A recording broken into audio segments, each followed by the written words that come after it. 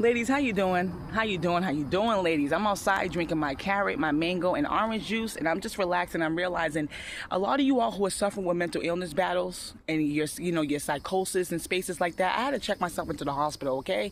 But then I realized how these systems operate. I'm so grateful that I really got into jail, homelessness, domestic violence, and I went into these mental health hospitals. I'm telling you, because my purpose has always been connected to this, and this is why I'm grateful that I got in those situations myself. I used to look at it like I was a victim, but now I'm not, because I look at it as a connection to my purpose. Because I look back on those situations, I still was being used and I still was helping other people, because I realized a lot of people don't know how to speak up for themselves when they go into these hospitals, these facilities. They let these other people get more power than them, and that's where you suffer. The power I've gotten is sitting down with myself, sitting in nature, sitting in God, sitting in the Word, sitting in all my ugly spaces, and that's when I found freedom.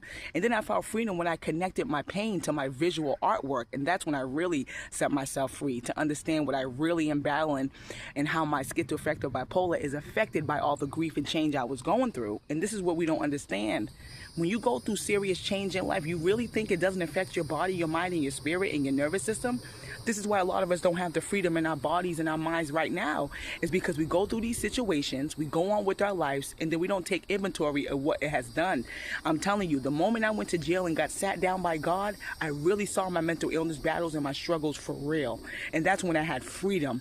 That's when a course and a class was being built. That's when God was speaking to me, guiding me. I was being used on my purpose, and it's amazing how even in my struggles I found freedom to set my own self free, because I took time in those struggles to really look at myself, to see it for what it is.